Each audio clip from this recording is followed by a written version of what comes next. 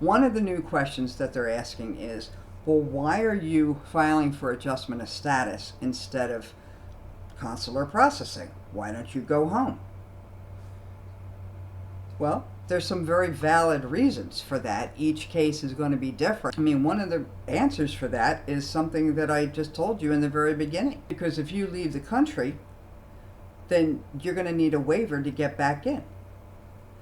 Or you don't have the money to go home. You know, I'm not going to put words into your mouth as to why you're not going home to do this, but there's some obvious logical reasons. Why did you file for adjustment of status? I didn't want to separate from my spouse.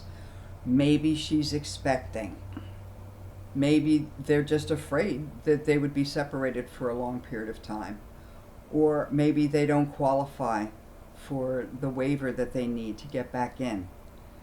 But that's one of the new questions that they're asking. Additional questions, and just so that you realize, these are questions that were actually asked at adjustment interviews, the marriage interviews. Why did you overstay your visa? See, that's another question that never changes. You know, when you came to this country, what was your intent? They're going to ask about the initial visa that you entered on. Let's say you came in as an F1 student. They're going to ask if you actually went to the school, how long you went to the school. They want to know what your intent was. If you came in on a visitor's visa, they're going to ask you, well, what did you intend to do when you came here? Well, I was just here on vacation because I wanted to go see A, B, or C. Or I came to visit my sister who was expecting a child. Or I came for a business meeting. So they've gone there. That has not changed at all. They want to know when you first entered, what was your intent?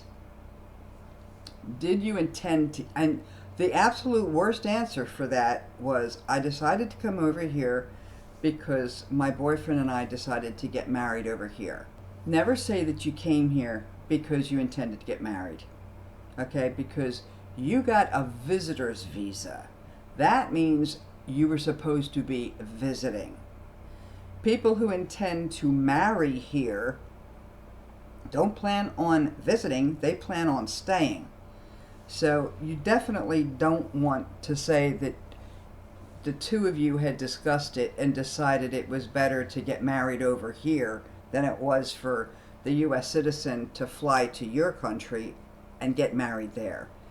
Don't say that. That's fraud at the time of entry. It just is.